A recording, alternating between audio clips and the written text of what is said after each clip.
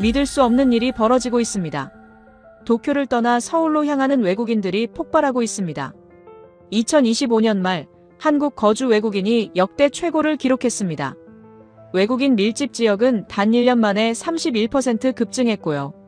도쿄 로폰기 시부야의 외국인 커뮤니티는 조용히 비어가고 있습니다. 서울 이태원, 한남동은 폭발 중이고요. 10년 동안 일본 예찬책을 쓴 미국인 작가는 한국을 방문한 뒤 완전히 변했습니다. 도대체 그를 바꾼 건 뭐였을까요? 지금 공개됩니다. 한국 최고라고 댓글을 남겨주세요. 여러분의 구독과 좋아요는 아주 큰 힘이 됩니다. 서울로 이사를 간다고요? 나는 손에 쥔 맥주잔을 테이블에 내려놓으며 데이빗의 얼굴을 빤히 쳐다보았습니다. 농담이겠거니 했죠. 하지만 그의 표정은 진지했어요. 열흘 뒤 떠나. 벌써 짐도 다 쌌어. 데이빗 부인도 옆에서 고개를 끄덕이고 있었습니다. 10년 넘게 도쿄에서 함께 살아온 절친한 친구 부부였어요. 우리는 매달 첫째 주 금요일마다 로폰기의 한 이탈리안 레스토랑에서 만나 외국인 커뮤니티 모임을 가졌거든요. 그런데 오늘 모임은 뭔가 이상했습니다. 제 이름은 마이클 스콧입니다. 57살. 미국 출신 프리랜서 작가죠. 10년 전 도쿄에 정착한 뒤로 일본 문화에 관한 에세이를 써왔어요. 장인 정신, 절제된 아름다움, 시스템의 정확함. 저는 일본의 그런 면들을 사랑했고 책으로도 냈습니다. 제 책 제목이 뭐였는지 아세요? 완성된 나라 일본이었어요. 그런데 오늘 이 모임에서 뭔가 심상치 않은 변화가 느껴졌습니다. 평소라면 우리는 일본의 좋은 점들에 대해 이야기했어요. 편의점 도시락이 얼마나 정갈한지, 지하철이 얼마나 정확한지, 온천 문화가 얼마나 훌륭한지. 그런 이야기들로 저녁 시간을 채웠죠. 하지만 최근 몇 달 사이 분위기가 달라지기 시작했습니다. 서울 다녀왔는데 배달 앱이 미쳤더라. 한국 병원비 보고 깜짝 놀랐어. 한강공원에서 치킨 먹는 문화 진짜 좋던데. 테이블마다 이런 이야기들이 들려왔어요. 처음엔 무시했습니다. 그냥 새로운 여행지를 다녀온 사람들의 신기한 경험담이겠거니 했죠. 하지만 그 빈도가 점점 높아졌어요. 한 달 전 모임에선 테이블 6개 중 4곳에서 한국 이야기가 나왔습니다. 그리고 오늘 데이빗 부부가 아예 서울로 이사를 간다는 겁니다. 왜요? 도쿄가 싫어진 거예요? 저는 조금 방어적으로 물었습니다. 제 책이 일본을 예찬하는 내용이었으니까요. 데이빗은 고개를 저었어요. 아니, 도쿄가 싫은 게 아니야. 그냥 서울이 더 좋더라고. 더 좋다니요? 뭐가요? 전부. 데이빗은 핸드폰을 꺼냈습니다. 그리고 제게 영상 하나를 보여주기 시작했어요. 첫 번째 영상. 쿠팡이츠라는 앱 화면이 보였습니다. 누군가 음식을 주문하고 있었어요. 주문 버튼을 누르자 실시간으로 배달원의 위치가 지도에 표시됐죠. 그리고 화면 상단에 타이머가 돌아가기 시작했습니다. 18분 후 문 앞에 음식이 도착했어요. 18분? 도쿄 우버이츠는 1시간은 걸리는데. 저는 중얼거렸습니다. 데이빗이 다음 영상을 보여줬어요. 한강공원이었습니다. 사람들이 돗자리를 깔고 앉아 치킨과 맥주를 마시고 있었죠. 아이들은 자전거를 타고 연인들은 손을 잡고 걸었어요. 도쿄 우에노 공원에선 음식을 먹으면 눈치를 주는데 말이에요. 세 번째 영상. 병원 영수증이었습니다. 진료비 15,000원. 엑스레이 촬영 4,000원. 합계 19,000원. 그러니까 미국 달러로 14불 정도? 이게 뭐예요? 정형외과 진료비야. 외국인 가격. 도쿄에서 같은 진료 받으면 25,000엔은 나오는데요. 데이빗이 고개를 끄덕였습니다. 그래서 가는 거야. 저는 맥주를 한 모금 마셨습니다. 뭔가 찝찝했어요. 제가 10년 동안 일본을 예찬해 왔는데 지금 제 절친한 친구가 그 일본을 떠나 한국으로 간다는 겁니다. 게다가 그 이유가 배달 앱이 빠르고 병원비가 싸다는 거예요. 그건 좀 과장된 거 아니에요? 골라서 찍은 거잖아요. 데이빗 부인이 끼어들었습니다. 마이클, 직접 가봐. 일주일이면 돼. 저는 고개를 저었습니다. 바빠요. 원고 마감도 있고. 사실 진짜 이유는 달랐어요. 무서웠던 겁니다. 만약 데이빗의 말이 정말이라면요? 만약 제가 10년 동안 예찬해온 일본이 한국보다 뒤처져 있다면요? 그럼 제 책은 뭐가 되는 거죠? 제 10년은요? 그날 밤 집에 돌아와 책상 앞에 앉았습니다. 서랍에서 제 원고를 꺼냈어요. 완성된 나라, 일본 개정판 원고였습니다. 첫 문장이 이랬죠. 일본은 아시아의 정점이다. 시스템, 문화, 품격 모든 면에서. 저는 그 문장을 한참 들여다보았습니다. 그리고 낡은 수첩을 펼쳤어요. 만년필을 들었죠. 서울 일주일. 일본이 여전히 최고임을 증명하고 온다. 그렇게 적었습니다. 데이빗이 보내준 영상들은 분명 과장됐을 거예요. 골라서 찍은 거겠죠. 저는 그걸 직접 확인하고 일본이 여전히 아시아 최고라는 걸 증명하려 했습니다. 다음 날 아침 비행기표를 끊었어요. 나리타에서 인천까지. 일주일 뒤 출발이었습니다. 도쿄 친구들 단체 채팅방에 메시지를 남겼습니다. 서울 다녀온다. 일주일이면 충분할 거야. 친구들이 답장을 보냈어요. 일주일? 너 2주일 있을걸? 한 달 뒤에 서울에서 보자.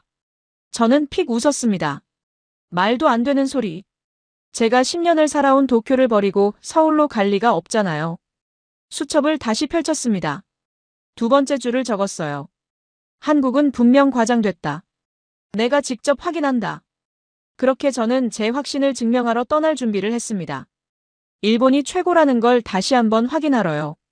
하지만 그때의 저는 몰랐죠. 인천공항에 발을 디딘 순간부터 제 10년이 흔들리기 시작할 거라는 걸요. 일주일 뒤 나리타 공항 출국장. 저는 작은 캐리어 하나만 들고 게이트로 향했습니다. 일주일이면 충분하니까요. 탑승 시간까지 카페에 앉아 커피를 마시며 수첩을 펼쳤어요. 일본 공항이 세계 최고. 한국은 비교 대상이 아니다. 그렇게 적었습니다. 나리타 공항은 정말 좋았거든요. 깨끗하고 질서정연했죠. 제가 10년 동안 수없이 이용하며 익숙해진 공간이었습니다. 2시간 30분 뒤 비행기가 인천공항에 착륙했습니다. 입국장 게이트를 통과하는 순간 첫 번째 이상함을 느꼈어요. 공기가 달랐습니다. 나리타 공항 특유의 오래된 카펫 냄새, 에어컨 냄새가 없었어요. 그냥 깨끗했죠. 천장을 올려다봤습니다. 높았어요. 거대한 유리 천장으로 자연광이 쏟아져 들어왔습니다. 나리타보다 훨씬 밝고 개방적이었죠. 입국 심사대로 걸어갔습니다. 나리타에선 줄을 서서 15분쯤 기다려야 했거든요. 그런데 인천공항엔 자동 출입국 심사 게이트가 있었어요. 외국인도 가능하다고 적혀 있었죠. 게이트 앞에 섰습니다. 여권을 스캔대에 올려놓았어요. 화면이 제 얼굴을 인식했죠. 딩.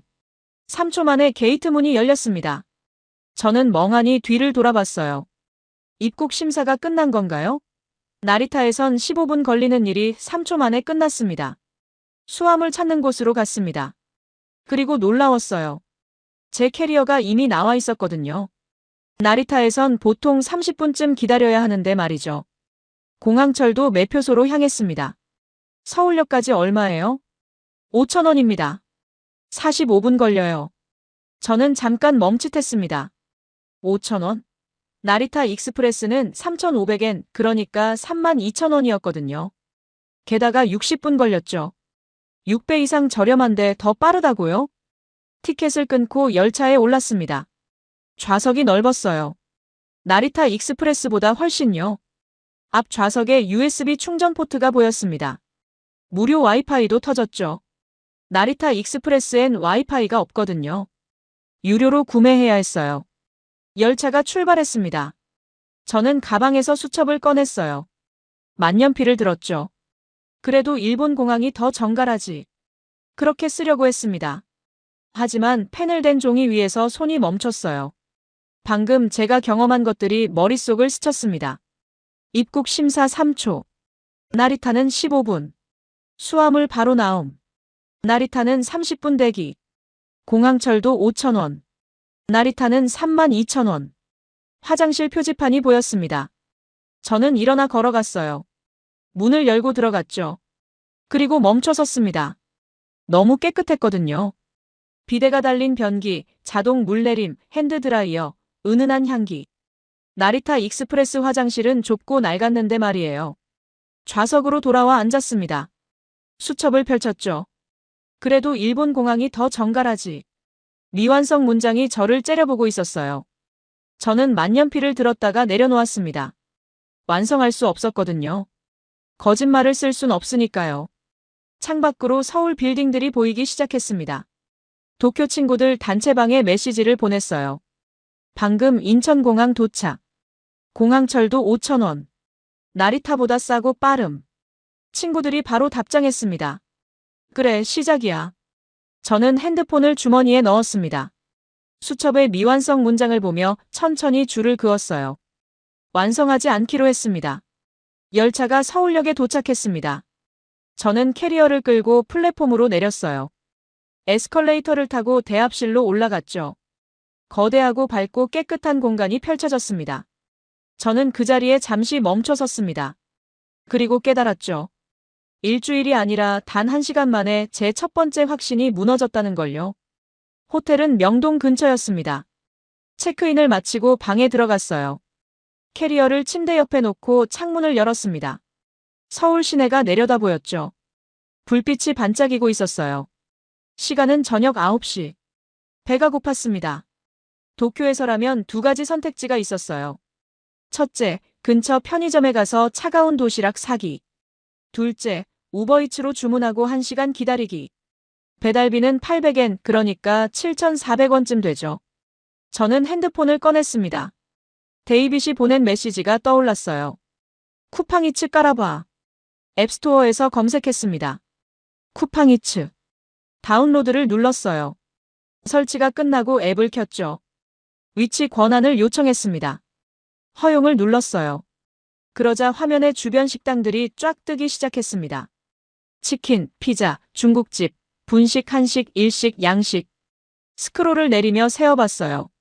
식당이 200개가 넘었습니다. 도쿄 우버이츠는 보통 20개 정도였는데 말이죠. 분식 카테고리를 눌렀습니다. 떡볶이 사진들이 보였어요. 데이빗이 보여줬던 그 음식이었죠. 한 집을 골랐습니다. 떡볶이 세트. 8,500원. 배달비를 확인했습니다. 0원. 무료라고요? 도쿄 우버이츠는 배달비만 800엔인데요. 저는 다시 한번 확인했어요. 정말 무료였습니다. 주문하기 버튼을 눌렀습니다.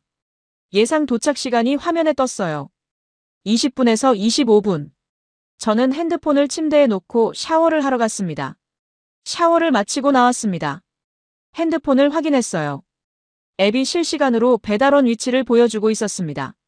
지도에 오토바이 아이콘이 움직이고 있었어요. 도쿄 우버이츠엔 없는 기능이었습니다. 배달원이 건물 앞에 도착했다고 알림이 왔습니다. 주문한 지 정확히 18분 후였어요. 저는 문을 열고 복도로 나갔죠. 엘리베이터 앞에서 배달원을 만났습니다. 젊은 남자였어요. 그는 웃으며 봉투를 건넸죠. 맛있게 드세요. 감사합니다. 배달원이 돌아갔습니다. 저는 봉투를 들고 방으로 들어왔어요. 책상 위에 내려놓고 열었습니다. 떡볶이가 김이 모락모락 나고 있었어요. 튀김도 들어있었죠. 일회용 젓가락과 포크도 함께 왔습니다. 뜨겁습니다. 18분 전에 주문한 음식이 아직도 뜨거웠어요. 도쿄에선 1시간 걸려서 오면 다 식어 있었거든요. 저는 젓가락을 들었습니다. 떡볶이 하나를 집어 입에 넣었어요. 달콤하고 매콤했습니다. 떡이 쫄깃했죠. 튀김은 바삭했어요. 저는 계속 먹었습니다. 순식간에 반이 사라졌어요. 이게 8,500원이라고요? 도쿄에서 비슷한 음식을 배달시키면 2,000엔은 나올 텐데요. 배달비까지 합치면 2,800엔. 한화로 25,000원쯤 되죠. 서울은 8,500원. 배달비 무료. 18분 배달. 저는 핸드폰을 들었습니다. 떡볶이 사진을 찍었어요. 도쿄 친구들 단체방에 올렸죠. 18분 만에 도착. 배달비 0원. 이거 실화냐? 친구들이 바로 답장을 보냈습니다. 그래서 내가 서울 왔다니까. 도쿄 돌아가기 싫어질걸? 일주일. 너 한 달 있을 거야. 저는 픽 웃었습니다. 말도 안 되는 소리. 배달이 빠르다고 도쿄를 버릴 리가 없잖아요. 떡볶이를 다 먹고 봉투를 정리했습니다. 그리고 수첩을 꺼냈어요. 만년필을 들었죠. 그래도 일본 편의점 도시락이 더 맛있지. 그렇게 쓰려고 했습니다. 일본 편의점 도시락은 정말 훌륭하거든요. 깔끔하게 포장되어 있고 종류도 다양하죠. 제가 10년 동안 수없이 먹어온 음식이었어요. 하지만 펜을 든 손이 멈췄습니다. 방금 먹은 떡볶이가 떠올랐어요. 뜨겁고 쫄깃하고 맛있었던 그 음식 말이죠. 18분 만에 배달비 무료로 온 음식. 일본 편의점 도시락은 차갑습니다. 전자레인지에 데워도 뜨겁지 않아요. 그냥 미지근해질 뿐이죠. 가격은 600엔. 한화로 6,000원쯤 돼요. 그것도 맛있습니다. 하지만 방금 먹은 떡볶이와 비교하면요. 저는 수첩을 내려다봤습니다. 미완성 문장이 또 하나 생겼어요. 그래도 일본 편의점 도시락이 더 맛있지. 완성할 수 없었습니다. 거짓말을 쓸 순 없으니까요. 창밖을 봤습니다. 명동 거리가 여전히 밝았어요. 사람들이 걷고 있었죠. 밤 10시가 넘었는데도 활기찼습니다. 도쿄 친구들이 또 메시지를 보냈어요. 내일 뭐 할 거야? 데이빗이 추천한 곳 가볼 거야. 어디? 한강공원이랑 광장시장. 좋아. 사진 많이 찍어와. 저는 핸드폰을 내려놓았습니다. 침대에 누웠어요. 천장을 보며 생각했죠. 첫날부터 이상합니다. 공항도 이상했고 지금 배달도 이상했어요. 제가 알던 아시아와 달랐죠. 일주일이면 충분할 거라고 생각했습니다. 일본이 최고라는 걸 증명하고 돌아갈 거라고 믿었어요. 하지만 이미 두 가지 확신이 흔들렸습니다. 공항에서 하나, 배달에서 하나. 앞으로 엿새가 더 남았습니다. 저는 눈을 감았습니다. 내일은 다를 거예요. 내일은 일본이 더 낫다는 걸 증명할 수 있을 거예요. 그렇게 믿으며 잠이 들었습니다. 다음 날 아침, 목이 칼칼했습니다. 어제 비행기 안에서 에어컨 바람을 너무 많이 쐰 것 같았어요. 침을 삼키니 따끔거렸죠. 저는 침대에 앉아 목을 만져봤습니다. 조금 붓는 느낌이었어요. 도쿄에서라면 어떻게 했을까요? 동네 병원에 갈 수는 있었을 겁니다. 하지만 비용이 문제였죠. 초진료만 8,000엔. 한화로 73,000원쯤 돼요. 외국인이라 보험이 없으면 25,000엔. 23만 원이었습니다. 게다가 영어 가능한 의사를 찾기도 쉽지 않았어요. 저는 호텔 프런트에 전화를 걸었습니다. 근처에 병원 있나요?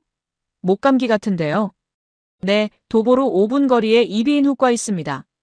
예약 필요한가요? 아니요, 그냥 가시면 됩니다. 의사 선생님 영어 잘하세요. 저는 옷을 입고 호텔을 나섰습니다. 5분 만에 작은 건물이 보였어요. 2층에 이비인후과 간판이 걸려 있었죠. 계단을 올라가 문을 열었습니다. 접수 데스크로 갔어요. 외국인인데 진료 가능한가요? 네, 여권 있으세요? 여권을 건넸습니다.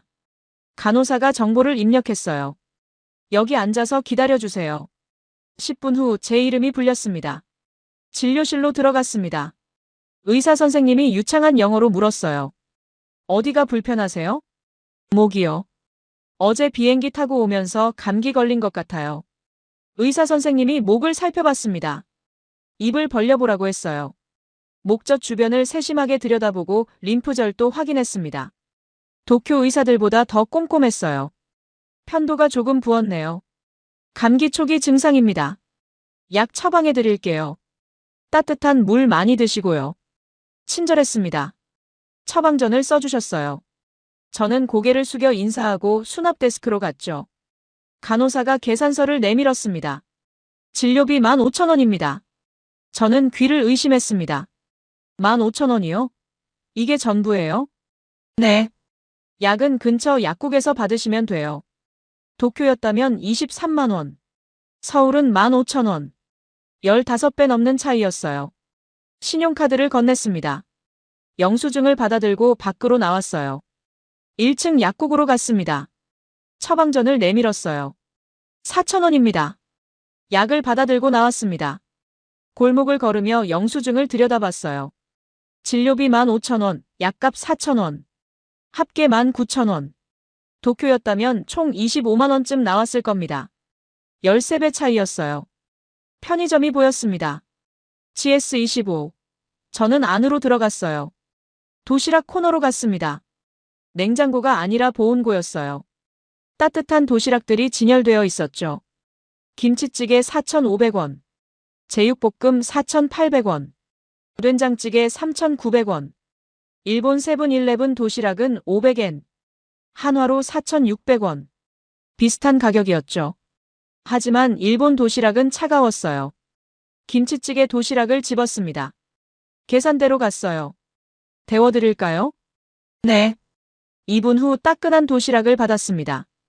일회용 숟가락도 함께 줬어요. 밖으로 나와 근처 벤치에 앉았습니다. 도시락을 열었어요. 김이 모락모락 났습니다. 한 숟가락 떠서 입에 넣었어요. 뜨겁고 얼큰했습니다. 목에도 좋을 것 같았죠. 김치찌개 국물이 진했어요. 밥도 따뜻했고요. 일본 편의점 도시락과는 완전히 달랐습니다. 일본 도시락은 차갑고 밍밍했거든요. 전자레인지에 데워도 미지근할 뿐이었죠. 다 먹고 일어났습니다. 호텔로 걸어가며 수첩을 꺼냈어요. 만년필을 들었죠. 그래도 일본 의료가 더 체계적이야. 그렇게 쓰려고 했습니다. 하지만 손이 멈췄어요. 19,000원짜리 영수증이 머릿속에서 지워지지 않았습니다. 친절했던 의사 선생님도요. 영어로 세심하게 진료해 준 것도요. 따뜻한 편의점 도시락도요. 일본은 비용이 15배 비쌌습니다. 영어 되는 의사 찾기도 어려웠고요. 편의점 도시락은 차가웠죠. 펜을 든 채 한참을 가만히 서 있었습니다. 도쿄 친구들에게 문자를 보냈습니다. 병원비 19,000원. 도쿄는 25만 원. 편의점 도시락 따뜻함. 친구들이 답장했어요. 이제 알겠지? 저는 핸드폰을 주머니에 넣었습니다. 수첩을 보며 천천히 줄을 그었어요. 완성할 수 없었습니다. 또 하나의 문장이 미완성으로 남았습니다. 오후 5시 데이빗 부부가 호텔로 찾아왔습니다. 한강공원 가자. 치맥해봤어? 치맥이요? 치킨에 맥주. 한국 사람들 저녁 문화야. 우리는 택시를 타고 한강으로 갔습니다. 뚝섬 유원지라는 곳이었어요. 택시에서 내리자 넓은 공원이 펼쳐졌죠. 한강이 시원하게 보였습니다. 사람들이 돗자리를 깔고 앉아 있었어요. 치킨 상자를 펼쳐놓고 맥주를 마시고 있었죠. 자전거 타는 사람들, 조깅하는 사람들도 보였어요. 데이빗이 편의점으로 들어갔습니다. 치킨을 주문하고 맥주를 샀어요. 치킨 18,000원, 맥주 4,000원. 합계 22,000원. 돗자리를 깔고 앉았습니다. 석양이 한강을 물들이고 있었어요. 63빌딩이 보였죠. 데이빗이 치킨 상자를 열었습니다. 김이 모락모락 났어요. 맥주 캔을 땄습니다. 치킨을 한 조각 집어먹었어요. 바삭했죠. 여기가 좋은 게 뭔지 알아? 데이빗이 물었습니다. 뭔데요? 아무도 뭐라 안 해. 돗자리 깔고 음식 먹어도 괜찮아. 저는 주변을 둘러봤습니다. 정말 그랬어요. 아무도 신경 쓰지 않았죠. 가족들, 연인들, 친구들이 각자 자리를 깔고 음식을 먹고 있었습니다. 도쿄 우에노 공원이 떠올랐습니다. 일본 공원에서 음식을 먹으면 눈치를 줬어요. 규칙이 엄격했죠. 벤치에 앉아 먹는 건 괜찮지만 돗자리 깔고 파티하는 건 안 됐습니다. 경비원이 와서 제지했어요. 그런데 여기는 완전히 자유로웠습니다. 맥주를 한 모금 마셨습니다. 시원했어요. 치킨도 맛있었죠. 이게 일상이에요? 응. 평일 저녁이면 사람들 다 나와. 부럽네요. 그래서 서울 왔어. 우리는 해가 질 때까지 앉아 있었습니다. 한강 위로 불빛이 켜지기 시작했어요. 다리에 조명이 들어왔죠. 도쿄에도 공원은 많았습니다. 하지만 이렇게 자유롭진 않았어요. 규칙이 많았죠. 조용히 해야 했고 정해진 시간에 문을 닫았습니다. 서울은 달랐습니다. 다음 날 점심 데이빗 부부가 광장시장으로 데려갔습니다. 여기는 전통시장이야. 맛있는 거 많아. 시장 안으로 들어갔습니다. 사람들로 북적였어요. 상인들이 큰 소리로 손님을 불렀죠. 음식 냄새가 코를 찔렀습니다. 빈대떡 집 앞에 줄이 길게 서 있었어요. 저기 가자. 우리도 줄을 섰습니다. 30분쯤 기다렸어요. 드디어 순서가 왔죠. 녹두빈대떡 5,000원이요. 막걸리 3,000원. 주문했습니다. 할머니가 커다란 철판에 빈대떡을 붙이고 계셨어요. 고소한 냄새가 났죠. 빈대떡이 나왔습니다. 김이 모락모락 났어요. 한 입 베어 물었죠. 바삭했습니다. 겉은 바삭하고 속은 부드러웠어요. 녹두의 고소한 맛이 입안에 퍼졌죠. 숙주나물이 씹혔습니다. 맛있네요. 그치? 5,000원인데 말이야. 옆 테이블 할머니가 다가왔습니다. 접시에 김치를 담아주셨어요. 많이 드세요. 아, 감사합니다. 돈을 내려고 했습니다. 할머니가 손을 저었어요. 그냥 드세요. 공짜였습니다. 도쿄 츠키지 시장이 떠올랐습니다. 관광객들로 붐볐죠. 가격은 비쌌어요. 상인들은 차갑게 장사했고요. 덤 같은 건 없었습니다. 광장시장은 달랐습니다. 현지인들로 가득했고 가격은 저렴했어요. 상인들은 정이 많았죠. 빈대떡을 다 먹었습니다. 배가 불렀어요. 근처에 밥집 하나 더 가보자. 데이빗이 일어났습니다. 시장 골목을 빠져나와 작은 식당으로 갔어요. 할머니 손맛 백반 간판이 걸려 있었죠. 어서 오세요. 아주머니가 반갑게 맞아줬습니다. 테이블에 앉았어요. 메뉴판을 봤죠. 고등어구이 정식 8,000원. 고등어구이 주세요. 5분 후 음식이 나왔습니다. 저는 눈을 크게 떴어요. 테이블 위에 접시가 10개 놓였습니다. 고등어구이, 쌀밥, 된장찌개, 그리고 밑반찬 7가지. 배추김치, 깍두기, 콩나물 무침, 시금치나물, 감자조림, 계란찜, 무생채. 이게 다 8,000원이에요? 네. 반찬 더 필요하시면 말씀하세요. 도쿄 이자카야가 떠올랐습니다. 앉자마자 오토시가 나왔어요. 강제 안주. 300엔에서 500엔을 냈죠. 밑반찬은 따로 주문이었습니다. 츠케모노 300엔, 냉야채 400엔. 리필은 추가 요금이었어요. 김치를 먹었습니다. 아삭했어요. 다 먹었죠. 저기요, 김치 좀 더 주실 수 있나요? 네, 잠깐만요. 30초 후 김치가 왔습니다. 그득 담긴 접시였어요. 콩나물도 드릴까요? 네, 감사합니다. 콩나물 무침도 리필됐습니다. 무료였어요. 식사를 마쳤습니다. 계산했죠. 8,000원입니다. 도쿄에서 똑같이 먹으려면 4,400엔. 한화로 4만 원쯤 됐을 겁니다. 서울은 8,000원. 5배 차이였어요. 밖으로 나왔습니다. 시장 골목을 걸으며 수첩을 꺼냈어요. 그래도 일본 시장이 더 깔끔하지. 그렇게 쓰려고 했습니다. 일본 시장은 정말 깔끔했거든요. 정리정돈이 잘 되어 있었죠. 하지만 펜을 든 손이 멈췄습니다. 방금 할머니가 덤으로 준 김치가 떠올랐어요. 무료로 리필된 밑반찬들도요. 5,000원짜리 빈대떡도요. 방금 할머니가 덤으로 준 김치가 떠올랐어요. 무료로 리필된 밑반찬들도요. 5,000원짜리 빈대떡도요. 일본 시장은 차가웠어요. 모든 게 계산적이었습니다. 한국 시장은 활기찼습니다. 사람들의 웃음소리가 가득했죠. 그리고 따뜻했어요. 진짜 인심이 있었습니다. 다음 날 오후 데이빗 부부가 성수동으로 데려갔습니다. 서울 카페 문화 좀 보여줄게. 택시에서 내렸습니다. 낡은 공장 건물들이 보였어요. 그런데 그 건물들이 카페로 바뀌어 있었죠. 저기, 데이빗이 가리킨 곳은 3층짜리 건물이었습니다. 안으로 들어갔습니다. 천장이 높았어요. 통유리로 햇빛이 쏟아져 들어왔죠. 공간이 엄청 넓었습니다. 도쿄 카페가 떠올랐습니다. 작고 아담했어요. 테이블 5개 정도 들어가면 꽉 찼죠. 여기는 테이블이 50개는 되어 보였습니다. 10배는 넓었어요. 카운터로 갔습니다. 메뉴판을 봤어요. 아메리카노 4,500원. 도쿄 스타벅스는 420엔. 한화로 3,900원. 비슷한 가격이었죠. 아메리카노 주세요. 3층으로 올라갔습니다. 창가 자리에 앉았어요. 밖으로 성수동 거리가 보였죠. 커피가 나왔습니다. 한 모금 마셨어요. 맛있었습니다.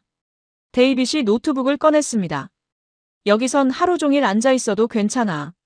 와이파이 무료고. 도쿄 카페는 달랐습니다. 1시간 제한이 있는 곳이 많았어요. 노트북 사용하면 눈치를 줬죠. 회전율을 높여야 했으니까요. 창밖을 보며 커피를 마셨습니다. 사람들이 노트북을 펴놓고 일하고 있었어요. 책을 읽는 사람도 있었죠. 아무도 서두르지 않았습니다. 편안했습니다. 다른 카페도 가볼까? 1시간 후 어니언이라는 카페로 갔습니다. 역시 3층짜리 건물이었어요. 인테리어가 세련됐죠. 아메리카노 5,000원. 조금 비쌌지만 공간이 엄청났습니다. 도쿄에서 이런 규모의 카페를 운영하려면 임대료가 어마어마했을 거예요. 커피값도 800엔은 받아야 했죠. 데이빗 부부 집으로 갔습니다. 마포구 오피스텔이었어요. 문을 열고 들어갔습니다. 넓었어요. 몇 평이에요? 60제곱미터. 한국식으로 18평. 월세는요? 150만 원. 저는 잠깐 계산했습니다. 도쿄에서 같은 위치, 같은 평수면 얼마였을까요? 최소 30만 엔. 한화로 270만 원은 됐을 겁니다. 서울은 150만 원. 거의 2배 차이였어요. 창밖으로 한강이 보였습니다. 야경이 아름다웠어요. 데이빗 부인이 와인을 따라줬습니다. 건배. 우리는 와인잔을 부딪혔습니다. 어때? 이제 알겠어? 데이빗이 물었습니다. 저는 와인을 한 모금 마셨습니다. 대답하지 않았어요. 솔직히 인정하기 싫었습니다. 제가 10년 동안 도쿄를 최고라고 믿어왔는데 지금 모든 게 흔들리고 있었거든요. 공항도, 배달도, 병원도, 공원도, 시장도, 카페도. 다 서울이 나왔습니다. 와인을 다 마셨습니다. 데이빗 부부와 인사하고 호텔로 돌아왔어요. 침대에 앉아 수첩을 꺼냈습니다. 만년필을 들었죠. 그래도 일본이. 펜을 든 채 멈췄습니다. 그래도 일본이 뭐가 더 나은데요? 공안? 아니에요. 카페? 아니에요. 월세? 아니에요. 손이 떨렸습니다. 문장을 완성할 수 없었어요. 뭐라고 써야 할지 몰랐습니다. 그래도 일본이 더 나은 게 대체 뭔가요? 저는 만년필을 내려놓았습니다. 수첩을 덮었어요. 창밖을 봤습니다. 명동거리가 여전히 밝았어요. 사람들이 걷고 있었죠. 서울에 온 지 닷새째였습니다. 이미 5개의 문장이 미완성으로 남아 있었어요. 그리고 저는 알고 있었습니다. 앞으로 이틀 더 남았지만 결론은 이미 정해졌다는 걸요. 닷새째 밤, 저는 혼자 한강변을 걸었습니다. 데이빗 부부와 헤어진 후 호텔로 돌아가려다 발걸음을 돌렸어요. 생각을 정리하고 싶었거든요. 한강 다리에 조명이 켜져 있었습니다. 강물이 반짝였어요. 조깅하는 사람들이 지나갔죠. 벤치에 앉았습니다. 어제 데이빗에게 물었던 게 떠올랐어요.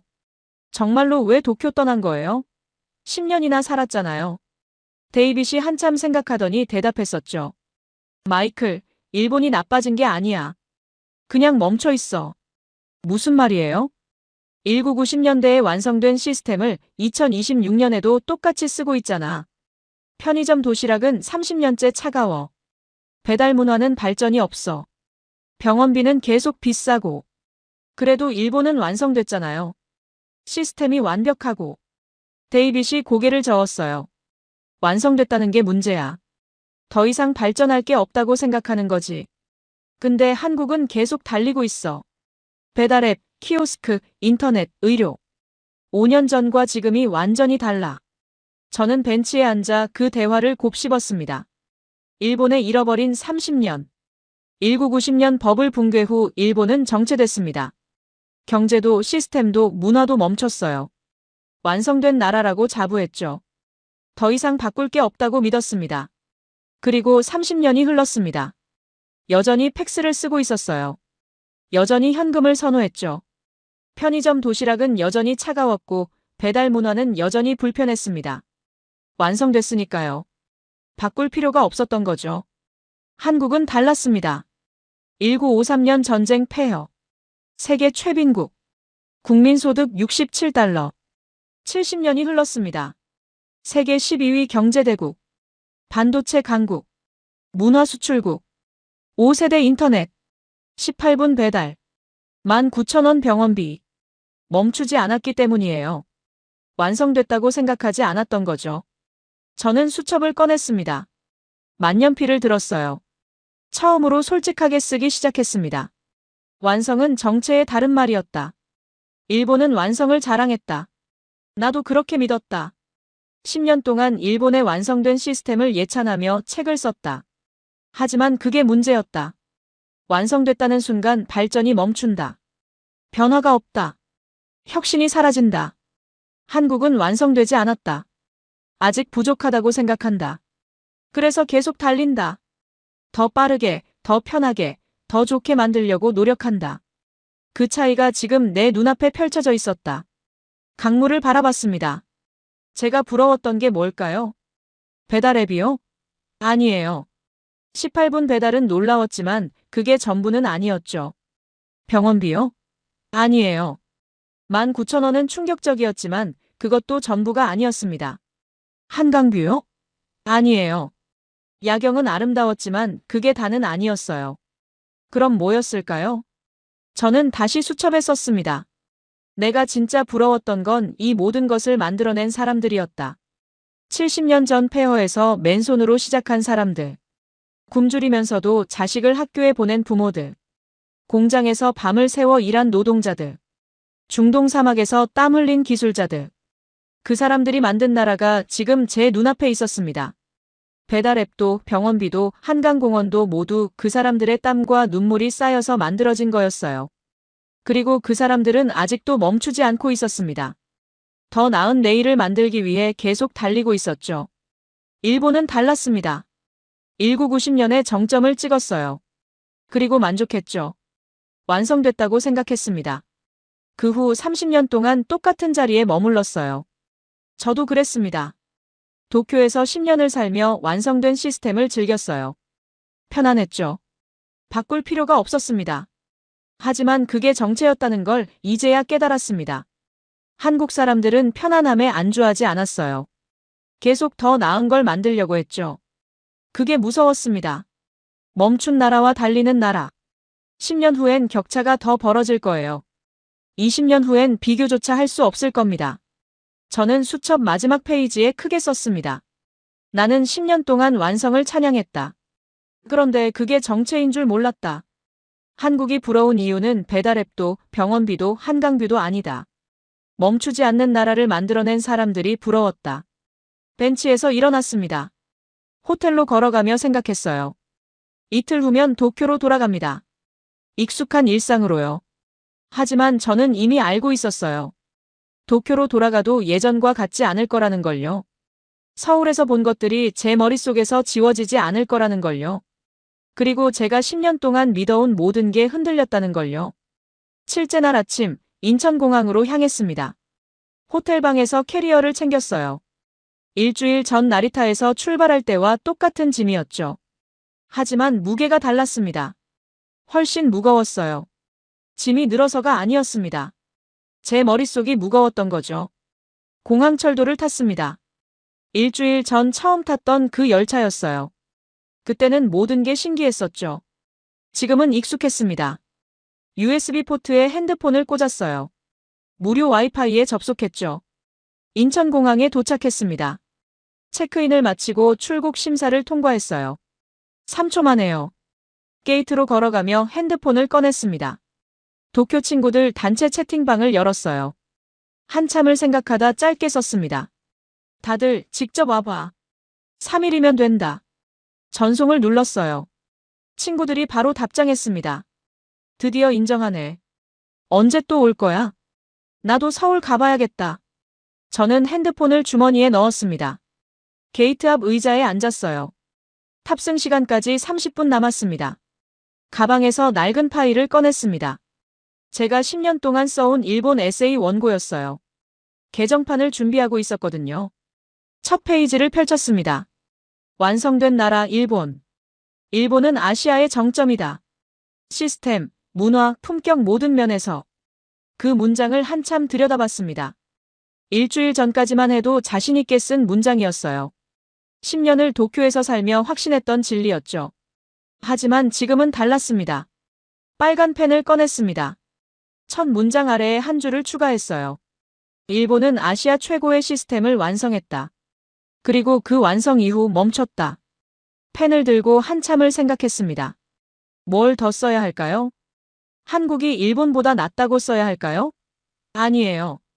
그건 제 책의 주제가 아니었습니다. 저는 천천히 다음 문장을 적었습니다. 완성은 끝이 아니라 시작이어야 한다. 일본은 완성을 끝으로 여겼다. 한국은 완성을 시작으로 여겼다. 그 차이가 지금의 격차를 만들었다. 탑승 안내 방송이 나왔습니다. 저는 원고를 가방에 넣고 일어났습니다. 게이트로 걸어가 탑승권을 제시했어요. 비행기에 올랐습니다. 좌석에 앉아 안전벨트를 맸죠. 창밖을 봤습니다. 인천공항 활주로가 보였어요.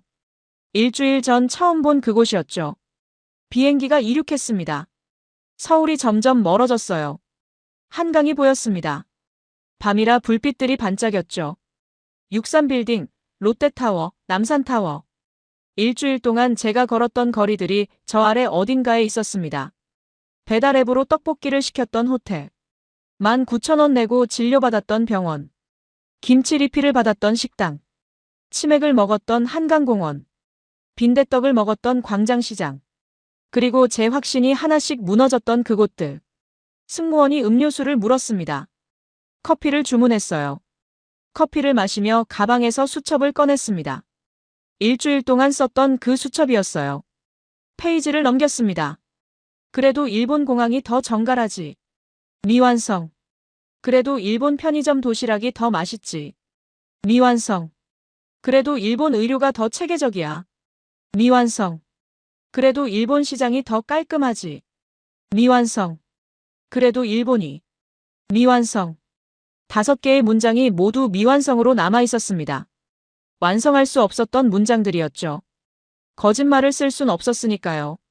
마지막 페이지를 펼쳤습니다. 빈 페이지였어요. 만년필을 들었습니다. 천천히 썼습니다. 일주일 전 나는 일본이 세계 최고라고 믿었다. 지금 나는 한국이 세계 최고인지는 모르겠다. 하지만 확실한 건 한국은 아직 달리고 있고 일본은 멈춰 있다는 것. 그리고 나도 멈춰 있었다는 것. 펜을 내려놓았습니다. 수첩을 덮었어요. 창밖을 봤습니다.